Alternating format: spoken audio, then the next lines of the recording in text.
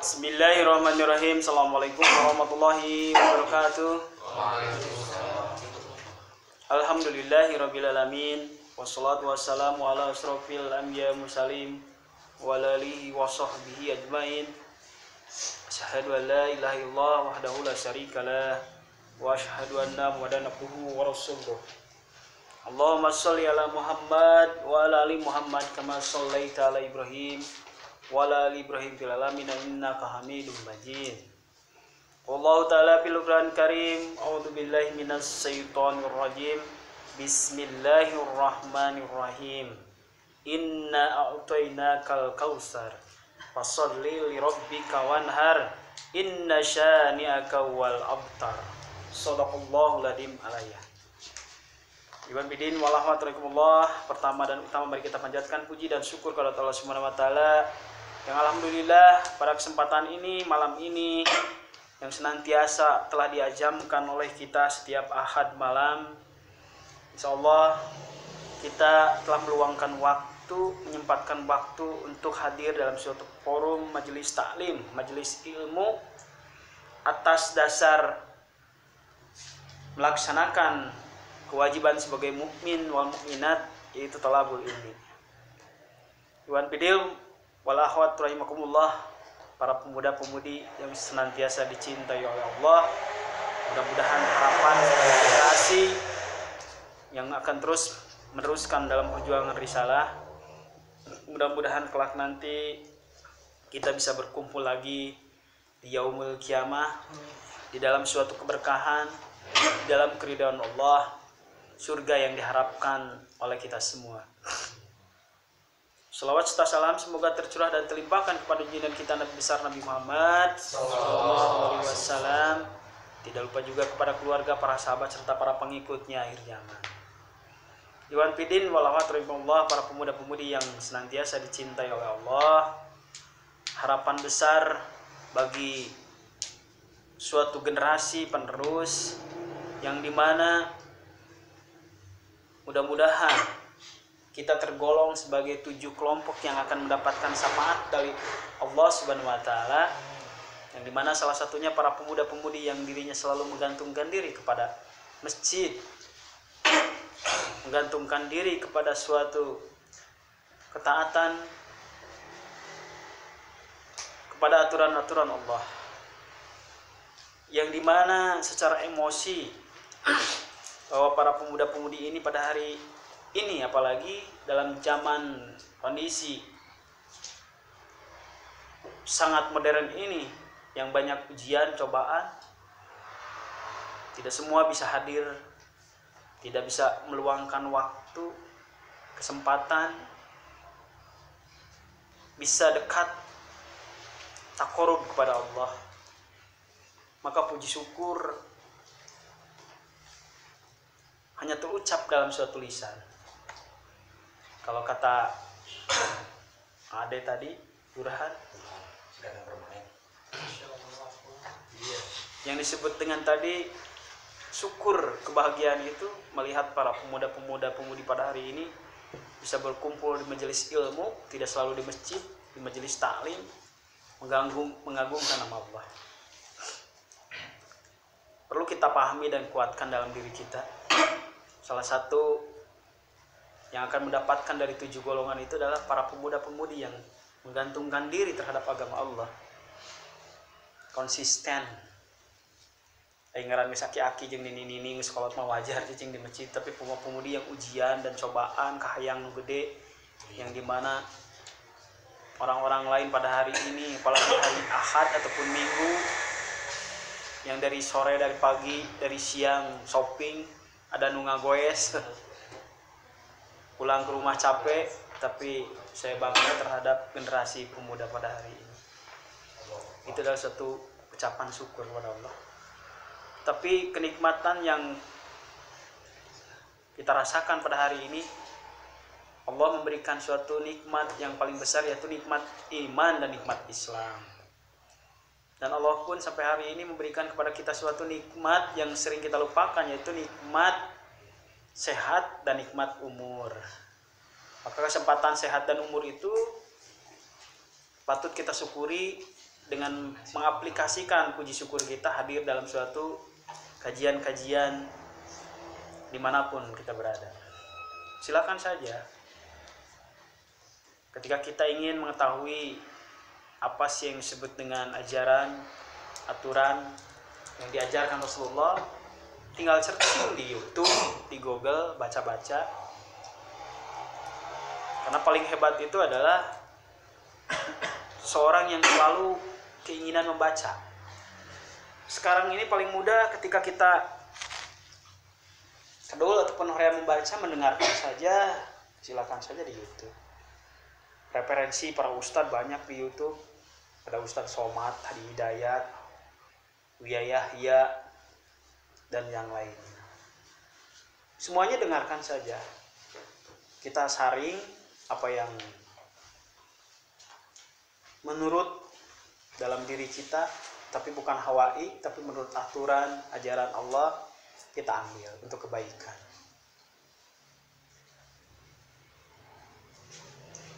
Iwan Pidin walhamdulillah.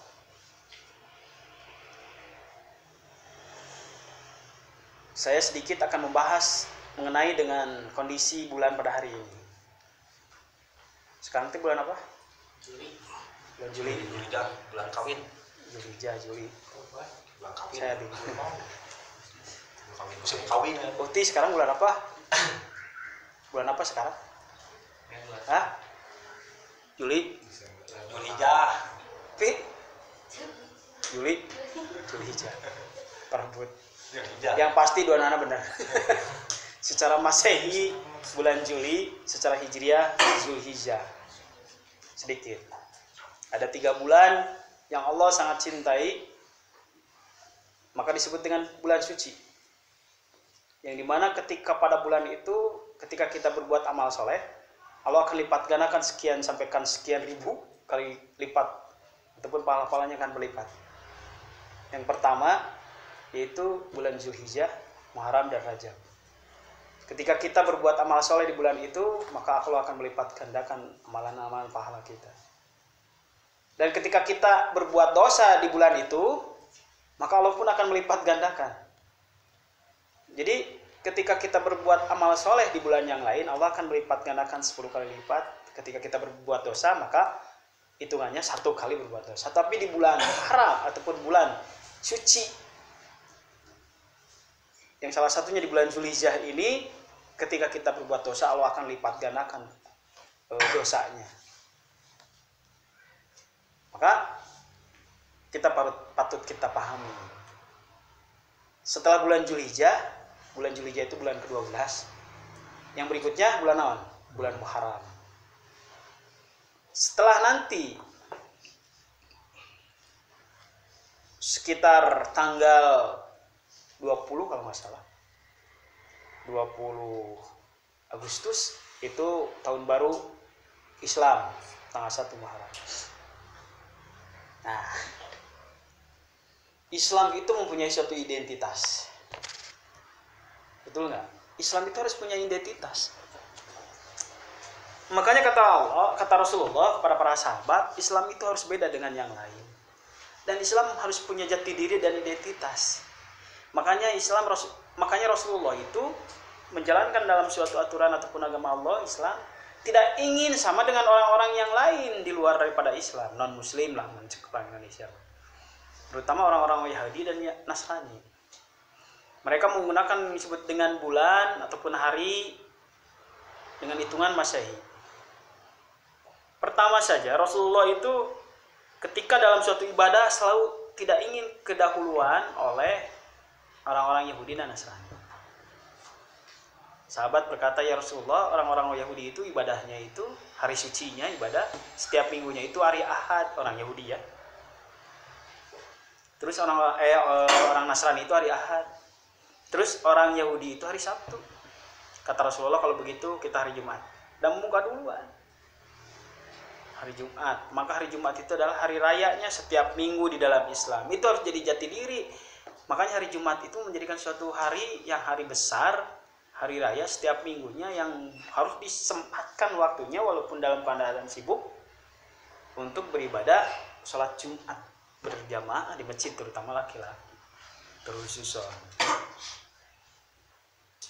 nanti insya Allah kalau ada waktu lagi saya akan bahas tentang sholat Jumat dan keutamaan hari Jumat itu seperti apa, hebat lah. Yang berikutnya lagi, Islam itu tidak ingin kedahuluan orang lain, maka Islam mempunyai identitas. Maka mempunyai bulan disebut dengan bulan Hijriah. Karena Islam itu harus mempunyai identitas, dan itu harus paham dan tahu dalam diri kita bahwa sekarang itu bulan apa, tanggal berapa. Kalau mau saya ditanya lagi tanggal kan bingung sekarang tanggal berapa kalau di bulan Hijriah. Kalau kita paham di bulan Hijriah itu dan tanggal-tanggalnya, padahal banyak keutamaan-keutamaan. Contoh salah satunya di bulan Zulhijjah ini, di dalam hadis Allah mencintai dan akan melipat gandakan ketika seorang mukmin berbuat amal soleh, beribadah di hari 10 pertama di bulan Zulhijjah, maka Allah akan melipat gandakan pahala dan sangat mencintainya ibadah itu. 10 hari pertama di bulan Zulhijjah dari tanggal 1 sampai tanggal 10. Kan orang biasa-biasa. Contoh, ketika ada satu perusahaan itu di pabriknya itu membuat suatu pengumuman bahwa dari tanggal 1 sampai tanggal 10 bulan anu, ketika karyawannya itu bekerja, maka dengan motivasi, padahal pada waktu itu harinya hari biasa dan hari libur pun kena, akan diberikan suatu bonus yang sangat besar dan gajinya itu akan dilipat gandakan 10 kali lipat. Bagaimana ketika mendapatkan informasi karyawan itu sok? Bahagia kan? Wis, pokoknya nama saya ingin duluan, pokoknya mereka daftar ke hiji, saya akan mendapatkan dan ingin kerja ketika di tanggal 1 sampai 10 itu. Dan ketika ada berita dari Allah melalui Rasulullah bahwa di bulan Zulhijjah tanggal 1 sampai tanggal 10 itu Allah akan melipatkan pahala ibadah, ketika kita mengeluarkan sedekah 1000 maka Allah akan lipat gandakan dan Allah cintai. Tapi kenapa respon kita sebagai mukmin tiis, biasa saja? Apa yang salah dalam diri kita? Ternyata kita itu tidak mengerti dan tidak merasa punya identitas. Entah apa bulan Zulhijjah, entah apa lainnya tanggal sabaraha, maka biasa. Sedangkan para hadis itu kuat. Lamun kita beribadah 10 hari pertama di bulan Zulhijjah, Allah akan melipat gandakan amalannya. Kapan? Kurban kapan?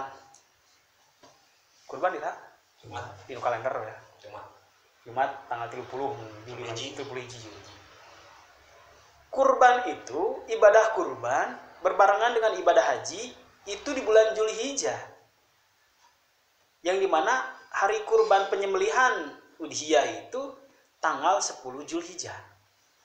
Lamun kurang dihitung ke poe hari Jumat itu tanggal 10 Zulhijjah penyembelihan hewan kurban, berarti itu mundur akhirnya tanggal berapa? Tanggal 5. Sekarang ini tanggal 5. Lamun orang ayeuna karek inget tanggal 5 hari ke belakang kemana wae geus tinggalin 5 poe, orang lain udah mempunyai pahala besar. Sedangkan ayeuna karek diingetan. Duh, Kang, untung diingetan ku kan. Lumayan 5 hari lagi. Motivasi pas tabiqul khairat. Ketika kita setiap minggu hanya membaca Al-Quran dalam 10 hari Zulhijjah itu 10 hari pertama setiap hari minimal 1 juz. Karena Allah akan melipat gandakan. Untuk sehari 10 juz atau salmar. Untuk salmar atau sahalaman. Untuk salaman setengah. Untuk kene wae atuh rek irah deui. Allah akan memberikan kesempatan kepada kita di bulan Zulhijjah. So, 5 hari lagi lumayan. Di bulan Zulhijjah itu amalan yang sangat besar. Dan puncaknya itu di bulan Zulhijjah itu kan ada yang disebut dengan hari Raya Agung, namanya hari Raya Agung, hari raya besar. Maka disebutnya Raya Agung. Idul Fitri itu tidak disebut hari Raya Agung, tapi Idul Adha itu hari Raya Agung. Yang dimana di sana itu ada suatu ibadah ritual penyembelihan hewan kurban. Yang pertama diperintahkan kurban oleh Allah kepada manusia kepada siapa? Nabi Ibrahim. Siapa? Kepada Habil. Ya. Oh, Nabi Adam. Bukan kepada Nabi Adam, kepada anaknya ya, Habil dan Habil. Pokoknya. Habil itu adiknya yang mengorbankan. Habil. Ya. Kakaknya siapa? Habil, Qabil. Kakaknya Habil, adiknya Qabil. Siapa adiknya? Qabil. Habil, Qabil. Ya, siapa? Pokoknya mah ada Lamun Allah sama Pokoknya apa? terima anjeun ulah budak. siapa? Habil? Qabil? Qabil. Oke, enggak apa. Anaknya dari Nabi Adam itu salah satunya itu diperintahkan oleh Allah untuk menguji takarub ketakwaan kepada Allah, maka untuk mengkurbankan yang kakaknya itu di bagian pertanian, yang adiknya itu peternakan. Kakaknya itu si salahnya nggak usah kakak dan adik lah, Habil dan Pahili wae. Mengurbankan karena dia itu punya keket dan kene tadi. Ngurbankeun nanti ku sayuran anu buruk. Buruk mah teu, cuman ya sesa. Tapi adiknya itu mengorbankan dengan kambing yang besar. Kata Nabi Adam, karena perintah dari Allah itu melalui Nabi, bapaknya, kata bapaknya, apabila yang hilang berarti itu yang diterima oleh Allah. Ternyata adiknya itu melihat kambingnya itu tidak ada, diambil oleh Allah, maka itu yang diterima. Dan kakaknya masih nambruwe, tidak diterima karena tidak ada ikhlas dan keridhaan. Dan saya ada pertanyaan sedikit. Kambingnya adiknya tadi kan diangkat ke langitnya. Ya, bukan hilang gitu. Sekarang masih ada nggak di surga di langit? Tadi kan lamun anu diterima kurbannya maka Allah akan diambil oleh Allah. Pertanyaan baik, temannya ngarang pertanyaan pokoknya mah walaupun apa kan terserah dijawab diambil oleh Allah. Kira-kira aya kene itu di langit atau kambing? Aya kan? Kembali nyoba jawaban cuman aya aja ngewungkul ki. Aya. Kan diambil gitu ya. Dan kan tadi maut ke tadi sendiri. Hah? Aya apa? Aya. Ini nyebut eueuh? Ya. Nya kunaon sob? Kono abi cenah no. Kambingnya yang dikurbankan oleh adiknya tadi, anaknya Nabi Adam, itu sudah tidak ada. Karena sebagian riwayat yang ada yang menerangkan ketika ada perintah kepada Nabi Ibrahim dalam mimpinya untuk menyembelih Ismail anaknya, maka oleh Allah diganti dengan kambingnya yang tadi dikurbankan oleh anaknya Habil. Kan Ismail tidak jadi dipencipta. Oh, pas bisa dikieu kan langsung diberi hadiah oleh Allah. Hadiah itu hadiah yang dimana kambing yang tadi dikurbankan oleh anaknya Nabi Adam. Sebagian ulama yang menaksikan itu. Karena ketaatan maka ganti dengan ini. Gitu. Enak jawaban deh. Nabi Isa meninggalnya ataupun tidak adanya itu di kumaha? Ada yang tahu Nabi Isa? Kata orang Nasrani mah disalib. Nah, Nabi Isa itu diangkat oleh Allah ke langit. Ya benar? Kan tidak dibunuh, kuburannya di mana? Kan tidak ada, diangkat. Sekarang Nabi Isa masih ada nggak di atas? Masih ada. Kenapa? Karena dalam suatu riwayat Nabi Isa itu akan turun lagi ke bumi. Gitu. Waktu di luhur kene. Aimun kambing tadi mau udah turun. Itu satu riwayat yang menerangkan. Baik. Sedikit ilmu lumayan kan bertambah gitu. Oke, kita kembali lagi kepada Zulhijjah.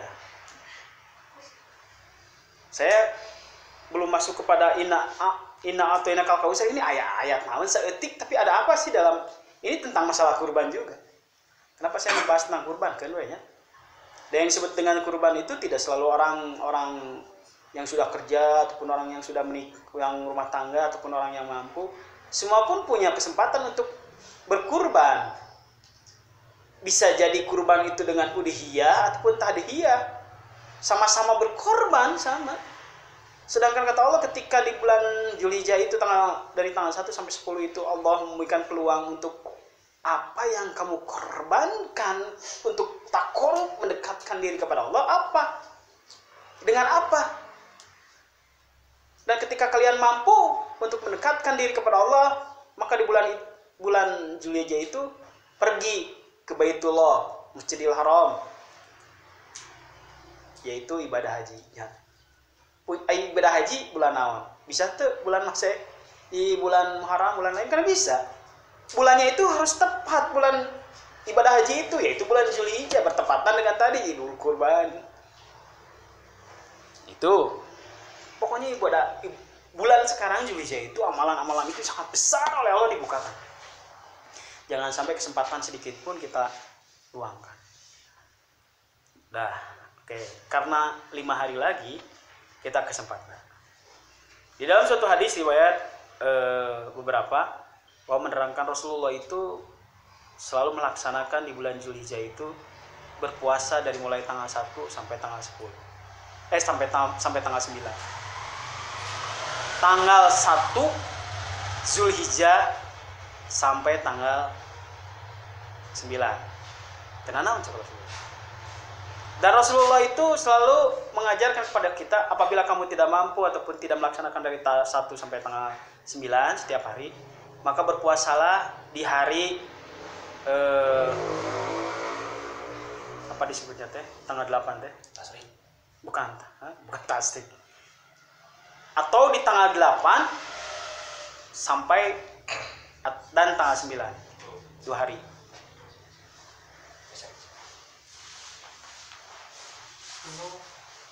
Kalau puasa tanggal 9 itu disebutnya puasa Arafah. Karena orang-orang yang beribadah haji, maka berkumpullah orang-orang yang beribadah haji di padang Arafah untuk melakukan wukuf namanya. Wukuf Arafah. Wukuf itu artinya wakaf. Apa yang sami jago tajwid di dia saha anu apal wakaf artinya. Wakaf teh eureun berarti ibadah haji itu dia itu berwukuf wakaf di Arafah. Diam. Puncak ibadah haji. Mudah-mudahan nanti kan yang namanya ilmu itu ibadah. Wah, eta mah Pak, Kang atuh jangan geus sepunteu, urangnya bisa jadi ibadah haji ngora kana. Harus tahu. Orang-orang yang beribadah haji pada waktu itu tanggal 9 Zulhijjah maka berwukuf di Arafah untuk berzikir, mendekatkan taqarrub kepada Allah. Kumpul di padang anu panas di Arafah. Dan orang-orang di luar Arafah, orang-orang yang di luar ibadah haji, maka berpuasalah di tanggal 9 Zulhijjah. Orang-orang yang di luar ibadah haji siapa? Berarti kita. Maka dianjurkan oleh Rasulullah di tanggal 9 Zulhijjah nanti kita berpuasa Arafah. Barang siapa yang berpuasa di tanggal 9 Zulhijjah yang disebut dengan puasa Arafah, maka Allah akan menghapus dosanya 1 tahun ke belakang dan ke depan. Wah. Kapan tanggal 9 Zulhijjah itu? Lamun hari Jumat berarti Kamis. Ibadah tanggal 10 berarti hari Kamis. Insyaallah maksimalkan kita berpuasa tanggal 9. Pahalana hebat, dicintai oleh Allah, dan Allah akan menghapus segala dosa-dosa kita. Tanggal 9 Zulhijjah. Nyatanya puasa sunat saja. Bacaan khusus tuh. Bacaan khusus gitu. Silahkan saja enggak. Yang disebut dengan ada beberapa ya kan orang. Ada yang disebut dengan niat itu adalah pekerjaan hati. Hati akhirnya di mana? Idenya segumpal darah yang ada di dalam dada itu hati namanya. Niat itu kata Imam Syafi'i, kata Imam Hanafi, yang disebut dengan niat itu adalah pekerjaan hati. Bukan pekerjaan lisan, mulut. Jadi, apabila kalian cukup dengan hati, maka itu sama niat. Lamun kata Ustaz Somad mah, tapi ketika kita selalu ragu dalam diri, kuatkan. Jadi dikuatkan niat itu. Bukan diucapkan tapi kuatkan dengan lisan. Nawaitu sauma, nama sauma kodin. Maka niat kita berpuasa sunat di tanggal 9 Zulhijjah karena Allah Ta'ala. Silakan saja. Dan karena ada hadis kalau di dalam puasa Ramadan itu barang siapa yang tidak berniat di malam harinya maka tidak ada puasa bagi kalian. Jadi lamun puasa Ramadan mah penting nanti orang teh kudu niat. Lamun isukna orang puasa mun teu niat jujuk puasa we teu sahur-sahur acan teh tapi tidak ada puasa maka niatkan. Karena niat itu ada pekerjaan hati, bisa diucapkan dengan lisan, bisa pun tidak apa-apa. Untuk menguatkan silakan dengan lisan. Insya Allah besok saya akan berpuasa. Sama itu pun niat. Allah itu mau tahu. Datu kudu bahasa Arab gitu naon lah. Iya. Mau diucapkan dengan lisan silakan. Mau diikuti secara bahasa Arab menurut para ulama dengan para ataupun para ustadz-ustadz terdahulu tadi niat abi puasa silakan. Silakan aja. Itu karena tapi niatkan dalam diri kita. Mau dari sekarang kita niatkan tegas ya. Tanggal 9 Zulhijjah kan hebat itu. Kata Allah di dalam hadis, amalan yang paling dicintai oleh Allah di bulan Zulhijjah adalah menyembelih hewan udhiyah. Nah, ngaranna kurban ngaranna. Pang dicintai-cintainya oleh Allah ketika di bulan Zulhijjah, ibadah yang paling dicintai oleh Allah mengalirkan darah hewan udhiyah, menyembelih kurban.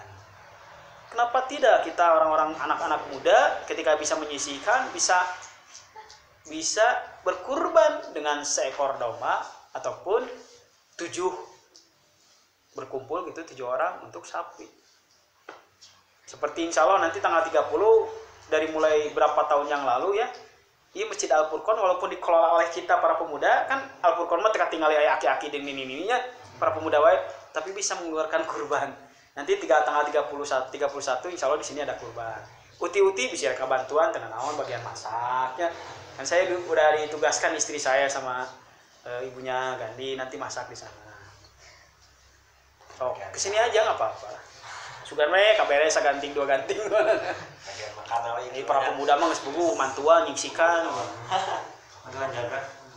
Tapi dah lain hadir mah hadir. Urang kene we capek mah. Sarare. Bantuan lah. Nya jeung Kang Burhan malam takbirana di dia teh bari ngaliwat ke kabaran.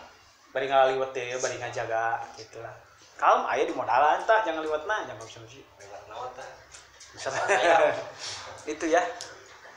Jadi intinya itu kembali lagi kepada suatu ibadah ritual, maka ibadah yang paling dicintai oleh Allah di bulan Zulhijjah apalagi yaitu menyembelih mengalirkan hewan kurban.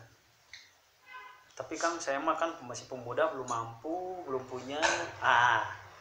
Hewan kurban itu namanya udhiyah. Udhiyah itu arti hewan kurban ketika disembelih untuk takarub mendekatkan diri kepada Allah. Qoroba yaqrobu kurban, mendekatkan diri kepada Allah dengan hewan kurban. Ketika kita tidak mampu dengan sapi, kambing, ada peluang lagi untuk pengorbanan disebut dengan tadhiyah. Ya berapa kita mampu pada waktu itu ataupun di bulan itu di tanggal 1 sampai 10 untuk bersedekah. 1.000, 2.000, 3.000, 4.000, 5.000, 10.000, 100.000, setengah daripada hewan kurban. Hewan kurban harganya 3 juta paling murah 1,5 juta ataupun 1.500.000 ya terserah, silakan saja, tidak dibatasi. Yang namanya tadhiyah, pengorbanan diri kepada Allah dengan berbentuk tadi sedekah ataupun tenaga ataupun apa. Ya maksudnya bukan masalah tadi yaudiyahnya tapi keikhlasan. Satu keikhlasan, momen tanggal Zulhijjah itu apakah kita nyampe lagi nanti ke tahun yang akan datang? Emang orang geus kuat ku cenah neraka gitu. Emang orang geus punya amalan apa, pahala apa? Walaupun insya Allah jaminan tiket bagi kita itu sudah punya lah. Ya, seorang mukmin itu udah dijamin oleh Allah karena setiap mukmin itu akan masuk surga. Kan eta mah karek tiket, tapi tetap apakah tiket eta teh bisa dimanfaatkan ke urang? Okay. Ya. Seperti orang mereka jalan karupat buka tiket main bola dijamin kan kita udah punya tiket ya, sepokoknya saya dijamin bisa masuk nonton Persib Jalak Harupat. Tapi ketika kita tidak dipergunakan sampai unjiri time, sampai waktu habis tadi pakai abus, anggar we mau bisa abus ngan kalah kaulin we kugulingan gitu konvoy abus itu kan percuma. Siga orang kita seorang mukmin itu sudah punya tiket masuk surga tapi tidak dipergunakan. Anggar mah bisa abus. Jadi lalai gitu loba ulin di dunia nate. Nyawayahna we merenang di mampir heula gitu. Kita jangan sampai seperti itu. Pengorbanan apa yang kita korbankan? Aman bin Yasir, Bilal, untuk Islam itu, untuk agama Allah, sampai dia itu mengorbankan dirinya, bukan harta lagi, bukan waktu lagi dirinya. Bilal itu bukan orang kuliahan, bukan orang yang pinter, lain sekolahan, lain jebolan pesantren. Bilal kan, tapi kenapa Bilal itu sampai tenar, sampai ke ayeunanya siga leuwih-leuwih ti artis, padahal dia bukan orang intelek dan pinter.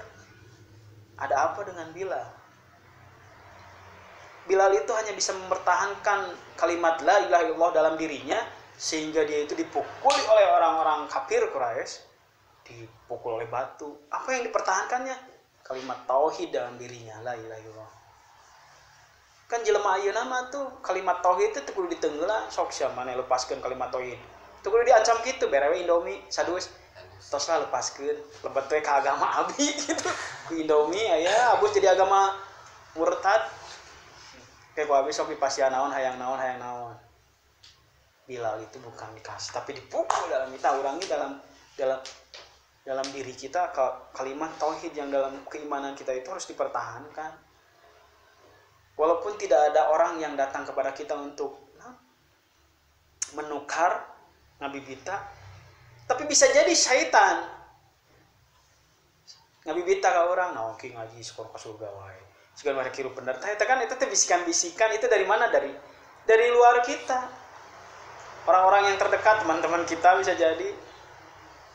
Wah, memang munafik lah, gitu kan bahasa-bahasanya nggak apa-apa silakan. Ketika nanti kelak di akhirat itu, ketika timbangan amal itu nafsi-nafsi sendiri-sendiri. Orang yang pernah mengolok-olok kita, ya itu mah urusan dia ketika nanti. Setelah kita di dunia itu udah mengingatkan kepada mereka. Oke, 5 menit lagi. Kita kembali kepada surat tadi. Di dalam surat apa namanya? Bukan apa? Kausar. Inna a'tainakal kausar. Inna sesungguhnya al-kausar. Allah telah memberikan kepadamu al-kausar, yaitu nikmat yang sangat besar. Inna a'tainakal kausar. Sesungguhnya Allah telah memberikan nikmat yang sangat besar kepada kalian. Jadi Allah itu telah memberikan nikmat. Cangge beda Allah itu dengan manusia yang lain, bos-bos. Jadi Allah mancan mere gawean, teu nita gawean, tapi sebelumnya itu memberikan kenikmatan dulu kepada manusia. Tah, ki Allah geus mere nikmat ka didinya. Geus dibere nikmat ku Allah, nikmat naon segalana nu aya Anda rasakan. Lalu Allah memerintahkan. Lamun bos urang mah kan kita punya bos gitu. Sok gawe heulang ke ku saya diberi nikmat tari naon gaji. Tapi Allah mah teu. Sok Allah akan berikan nikmat dulu. Tah, nikmati hidup di dunia. Berikutnya fasholli li rabbika wanhar, baru kata Allah sok ibadah dirikeun salat.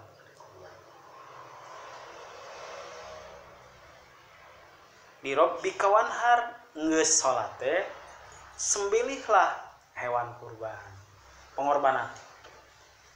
Jadi Allah memerintahkan kepada kita itu kenikmatan dulu, beri gaji heula, buruh heula. Setelah itu baru kita suruh beribadah, bekerja lah ya. Lalu kata Allah, soprak salat, dirikanlah salat dan sembelihlah hewan kurban. Ya. harus kita pahami dalam diri kita, bahwa ketika Allah memerintahkan sholat, aqimus sholat, dirikanlah sholat, pasti di ayat berikutnya itu adalah Allah memerintahkan pengorbanan harta malia. Berani nggak kita meninggalkan sholat? Satu waktu saja. Jangan, nggak boleh.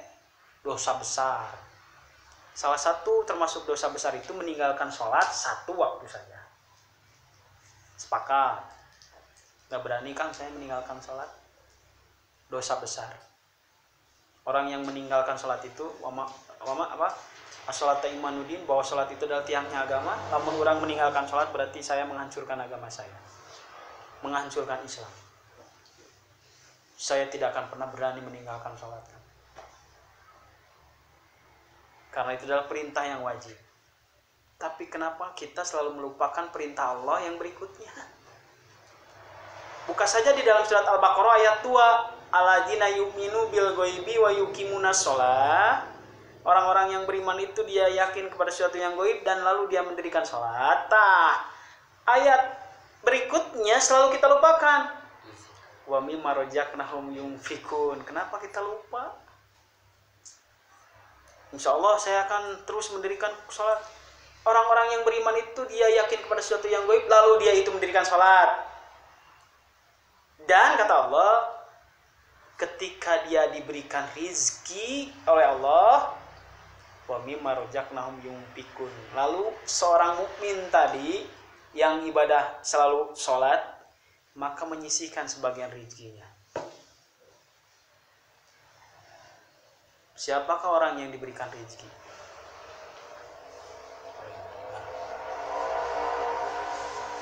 Kita diberikan rezeki nggak oleh Allah? Terumasa, makanya gitu dalam terumasa mah terapan ngun aja. Padahal mau saya tesok dibeli dipasok gitunya dareun kopi panginyukeun sok dibere teu si kopi ku Kang Burhan teuing tapi katinggal sok kelas ngaleungitkeun gitu. Siapa yang diberikan rezeki oleh Allah? Semua makhluk hidup yang ada di dunia itu diberikan rezeki oleh Allah. Benar. Tapi Allah memerintahkan kepada mukmin lah, kudu kepada manusia.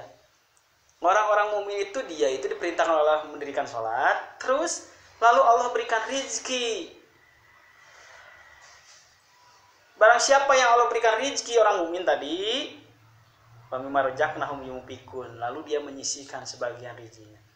Menyisihkan teh menginfakkan, mensedekahkan, menafkahkan. Ngomong urang diberi rezeki ku Allah tong dihakan kabeh. Infakkeun sebagian. Dan saya emang Kang belum punya pekerjaan. Apakah yang disebut dengan rezeki itu adalah gaji? Yang namanya rezeki itu apakah dia itu berbentuk penghasilan bati ataupun gaji ketika orang kerja ataupun pemberian, bisa jadi temuan menang mangi, bisa jadi hadiah. Itu yang namanya rezeki, itu semuanya rezeki. Hampir rata-rata di sini karena belum bekerja, kecuali ada beberapa orang, rezekinya itu melalui diberinya oleh siapa? Oleh orang tua kita, mama dan papa. Betulnya, betul nggak rezeki kita masih diberikan oleh orang tua? Betul. Tata rezeki namanya. Apakah kita pernah sadar untuk bekal nanti di akhirat, ceng-celengan, tabungan yang akan menyambut kita tidak pernah menyisihkannya? Contoh, tabungan itu yang sesuatu yang akan diharapkan oleh kita. Lamun saya nabung ke bank, anunya bank anu lah yang disebutkan bisa jadi iklan katanya. Bang net gitu, bang net, iya di sensor. Lalu saya itu nabung terus, setiap bulan dapat gaji saya nabung.